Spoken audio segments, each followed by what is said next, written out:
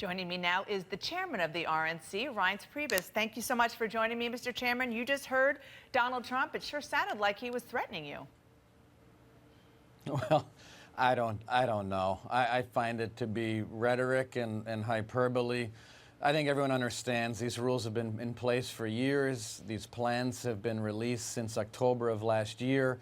There are a few states that pick delegates by convention. It's their choice how they allocate delegates. The candidates participate in the process. It's been going on for a month in each of these states that do a convention. But ultimately, about cleaning things up, it's up to the delegates. I mean, by majority, the delegates decide. They decide everything. So it's not a matter of party insiders. It's a matter of 2,400 plus grassroots activists, and whatever they want to do, they can do, and that's where the power lies. I know you tried to make that case over and over in private and in public to Donald Trump, but he doesn't seem to be buying it. In fact, take a look at what he said in an op-ed for the Wall Street Journal this week. It was a pretty serious charge at Ted Cruz. He said voter disenfranchisement is not merely part of the Cruz strategy, it is the Cruz strategy. So do the RNC rules make it possible for a candidate to pursue that kind of strategy? Well, first of all, they're not RNC rules. Each individual state determines how they're going to allocate their delegates. So it's up to the campaigns to know the rules and compete within each of those states within the rules. And so to me, I'm not going to get in the middle of a candidate back and forth, but I think obviously it's important for the candidates to understand that the majority of delegates is the goal, and you need to be able to play within the confines of the rules to make sure that you get there. Okay, so let's talk about rules that you do have a say in, which is the rules of the convention. For the last 40 years, the RNC convention rules and traditions, they've really been based on party leaders and the nominee working in tandem. And now, of course, there's no nominee yet, and you are at odds very much so with the front runner. So in the future, do you think it would be better to just make the person coming into the convention who has the most delegates the nominee?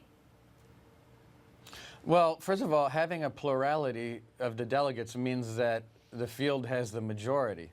So you have to have the majority. I mean, it's the United States of America. That's what we're founded on. The Electoral College is a majority. The DNC does it the same way. No.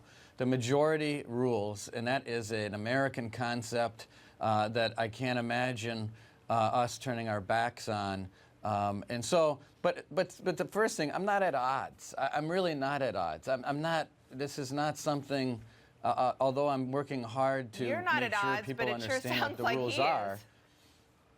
It depends what you think I mean, if you think it's rhetoric, you think if it's hyperbole, you know, look, there's nothing that the RNC can do to alter the rules between now and the convention. It's not the RNC's place. So I don't internalize I don't sit here and internalize the charge, because there's no there because there's nothing the RNC can do about it. And for theater, and that, you know, that's what this is about? Or do you think that there's a real I think you'd have to ask him. I think you'd have to ask him. I mean, you're a reporter.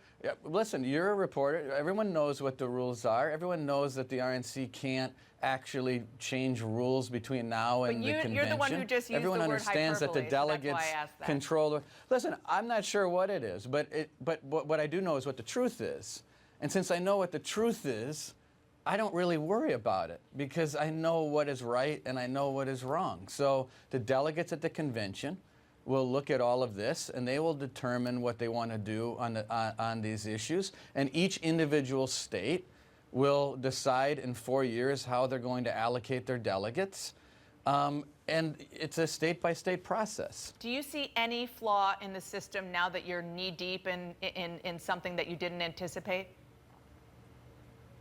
Listen, I've debated this issue for years. You know, I mean, we've taken more steps at the last convention and the first 2 years. We can't make any changes now than I think any RNC in the history of the RNC. But there's always things that could be better. But it doesn't mean, though, that just because some things could be better, that somehow it's all being rigged against a particular person. It just means that over time you can make improvements. Let me just ask you one last question. The RNC is having a meeting Sure. this coming week in Florida.